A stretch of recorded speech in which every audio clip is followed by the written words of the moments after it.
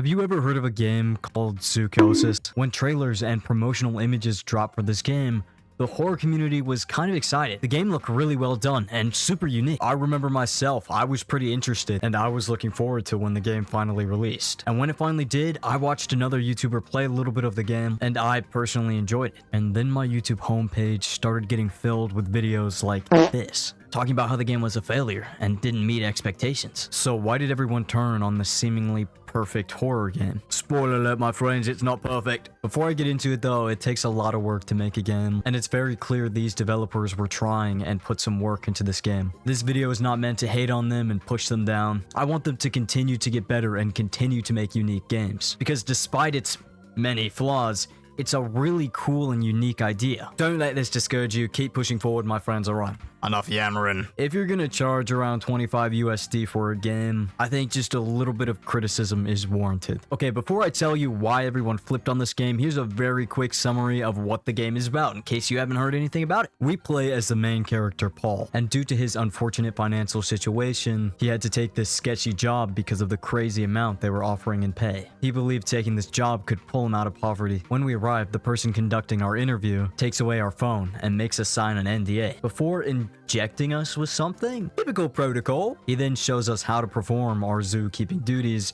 before locking us in for the night. We talk to our wife through the door, letting her know that we're safe. This is when we're also given the option to give her meat and telling her to head home. While working at the zoo, we discover there's some sort of infection, almost like a parasite. It can infect the animals, turning them into mutants. We can either euthanize them or save them. Supposedly, we can save them. You're supposed to be able to. Now, before I talk about any more of the story, there's actually 23 endings. Jesus. However, I think there's more like 10 main ones and little things you can change that slightly affect the outcome, and the story changes drastically depending on what ending you get. So covering them all here would be a little bit confusing. It pulls the good old Five Nights at Freddy's. It has the true ending, the good ending, the bad ending, and of course, you know, the 20 other ones. Having lots of endings isn't necessarily a bad thing. It can give your game a lot of replayability, and it can also be fun to try and hunt down all the different ones. However, it feels very off in a game like this, having to repeat the same steps over and over and over and over. Doing just one thing slightly different, it gets stale pretty fast. And a lot of people have been saying the endings feel really rushed and disappointing, but I did see this comment and I thought it was worth just mentioning. The reason for some of the lackluster endings is because the screenwriter unfortunately passed away during the development, which is incredibly devastating. My thoughts go out to all of his friends and family, and I can imagine something like this while trying to develop a game can really kill motivation. But I'm not going to pretend like I understand the emotions these developers were going through. Just thought I should bring it up to keep in mind when I continue to talk about this game. But alright, I hear you, you're screaming, you're about to write in the comments, how can you judge this game if you've never played it?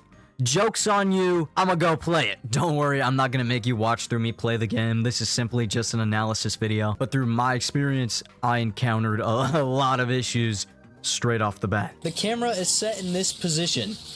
I cannot see. Hello? I'm stuck. I don't think I'm supposed to be here. Get down, Chief. Shake that thing. Whoa! What? Where's he going? I think our zebras are a little. Oh gosh. Excuse me, sir. Oh, okay. Ah, yes, blood.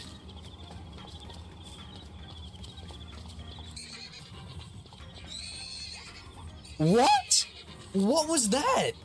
A little ring around the rosy before noon? That was not me, by the way. So what are my thoughts after playing the game? With the ending that I got and the little bit of information I've known prior to playing the game, I ended up triggering dialogue for stuff that hasn't even happened in the game yet. Small spoiler alert, but the meat is actually human meat. And if you remember, we are supposed to give some of this meat to our wife in the very beginning of the game. Before our main character, Paul, finds out that it is human meat, I unlock a room where I'm able to find my phone and I call my wife, freaking out about not eating the meat. But at this point, I haven't figured out that it's human meat yet. This might be a bug, or maybe they didn't plan for someone to not do anything with the meat. Because through my playthrough, maybe I missed it completely, but I had no idea why the meat was there. None of the animals even ate meat. I don't know what the meat did, but I just never did anything with the meat, and I still ended up getting dialogue and story plots based around it. But if I didn't have any outside information, I can see how playing this through on my first time would be extremely confusing. I would be lost thinking, why am I freaking out about the meat? Lily, please tell me you haven't eaten the meat. What are you talking about, Paul? We just had dinner recently. It was incredibly delicious. Gina was simply in awe. Oh no. No, I don't want to hear anything about it. If there's anything left, throw it away immediately. Along these same lines, you can actually unlock different story elements that allow you to heal these animals that have been taken over by disease. And I was actually pretty proud of myself because this is something I was able to figure out on my own. That penguin is... There's no other penguins that are sick. Is it Coco? I'm wasting time. Oh, let me see. Is Coco on the list of people to save? Yeah. I don't even... Okay, we're gonna have to kill this penguin. I can't figure out how to save them. Daisy? Daisy, no! Dang. Because you need to know what's wrong with them to cure them. Like this here, it says eliminating the parasite that's mimicking the disease. But if they're chill, then how do you know how to save them? I had to kill a gorilla because of this. But when it came to actually face one of these mutated animals, it completely fell apart because the animal that was infected didn't show any signs of infection. A quick explanation on how it's supposed to work: you're supposed to check the animals for all their vitals. Take their blood, take various samples, and you go through a checklist to see what seems out of order. And if an animal shows signs of sepsis, you can give them the antibiotics and medicine for sepsis. Or if they mutate, you can give them a specific medicine that is supposed to target the disease that is mimicking sepsis. So to heal a creature, it has to be sick, from my understanding, or else I won't know what to give it. But every single animal that mutated for me showed green all across. It wasn't sick. So maybe I missed something and I didn't understand it correctly? But how am I supposed to heal it if I don't know what's wrong with it? I know what's wrong with it. Ain't got no gas in it. But you know, benefit of the doubt, I am a little dumb, I will give you that. But for your game to be a fun experience, you should at least have some sort of failsafe. For dumbos like me, you should try and explain at least what you're supposed to do and what is going on how to play your game properly. Everything in this game is rather confusing, story-wise and gameplay-wise. Every single one of the animals that got infected on my playthrough, I had to end up euthanizing because I couldn't figure out how to heal them. There's a way, I know there's a way, but I couldn't figure it out. Now, for the next few segments, I'm going to be pointing out things that I noticed through my gameplay, glitches, bugs, and small issues that I had playing the game. On New Game Plus, after finding out that it was human meat, I just never gave my wife any of the meat. You're able to continue playing without doing that, but I never experienced any story consequences for that decision, or at least not noticeable ones. I encountered a ton of just gameplay glitches throughout my playthrough. When I was loading into the hub once again on the train, it reloaded my character and it somehow loaded me stuck between the walls of the train. Interesting. Never mind, we're in the red tunnel of doom. Okie dokie art... What? Oh. Oh.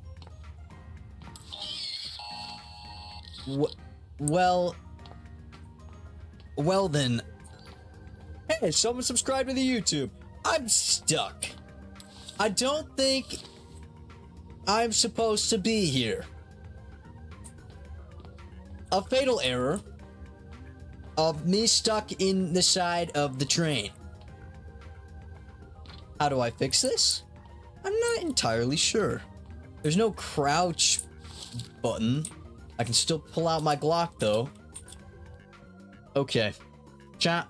Luckily, I was able to restart the game and I didn't have much issues. I lost just a little bit of progress, as well as I experienced a few glitches with the animals, mainly their movement, things that normally wouldn't bother me in a game, but I thought it was important to note. I see how a bunch of these little glitches back to back can really frustrate the player and make you not want to play the game. Not to mention the sound design. Oh my gosh. Every time you enter an animal enclosure, it is non-stop screeching. And I get it. Maybe that's true to real life, but when you have to sit there and do like 25 minutes running around the animal enclosure trying to get all the little tasks done with high-pitched screeching in your ears non-stop. Hey, zebras! What is going on? I think our zebras are a little... Oh gosh.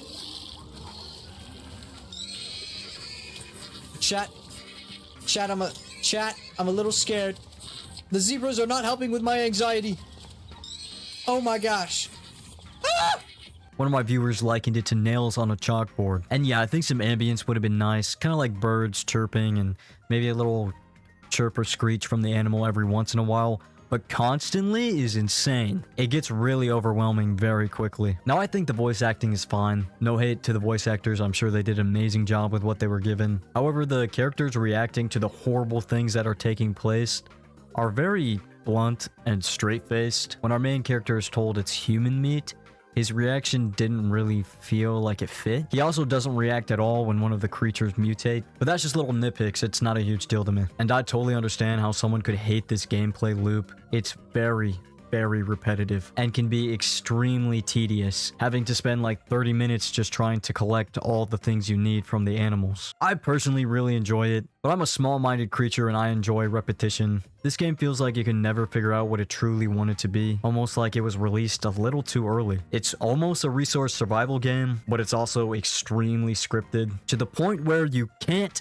die. You cannot die in this game. And yes, no matter how many times these mutant animals attack you, you just don't die. There is no health bar, there is no healing, there is nothing. To me, it makes the game lose all its scariness. All the stakes are taken away. There is a lore reason for this. It's because at the very beginning, when we're conducting our interview, we get injected with something. That was the virus. And it's keeping us safe because we're infected too, so I guess the infected animals don't care to hurt us. But I think it takes away all the risk factor. Leaves the player feeling unmotivated, because no matter what you do, you technically can't fail the game. Now back to the resource management. While playing this game, I almost accidentally got softlocked because I completely ran out of the animal healing juice while dealing with a mutant. And yes, technically this was due to my own stupidity, but it might be good to mention in case someone runs into a similar situation. Because I thought I knew how the game worked, I made medicine to try and heal the mutated animal. Later to find out that won't work, so I had to make different medicine to euthanize the creature, but I completely ran out of meds. While dealing with a mutated animal, I'm running around to all the different enclosures and to the hub trying to find more vials. I was thinking, do I have to completely restart my game? But out of pure luck, I found one vial of the exact thing I was missing. But if it wasn't the right vial of what I needed, what would I have done? And to make the lethal injections to save the rest of our zebras, I need this. But we don't have any more. There's none here for me to get. So what am I supposed to do in this situation? Okay, yes, wonderful. Quickly. Wait for them to respawn, if they even do. Start a completely new game, because to my knowledge, there's no other way to deal with the mutant. If you can't kill it or heal it, what do you do? But all of this so far has been my experience playing through the game. Looking at Steam and even other creators reviewing this game, the reviews seem to be incredibly mixed, and that's exactly how I feel about this game. I think why people flipped on this game so fast is because they were disappointed. This game got everyone's hopes up only to let them down tremendously. I do hope the developers keep going and keep making games and take everyone's feedback to heart, because underneath all of these faults, there is a good base game here. This game has so much potential, and I think that's why everyone's upset to see it fail the way it did. But I would love to hear your thoughts. What do you guys think? Did you still enjoy the game? Did you regret buying this game? Thank you guys so much for watching to the end. Please leave your suggestions for things you would like to see me cover next week. I'd love to hear what media you guys are currently into. But for now, thank you guys. So, same time next week.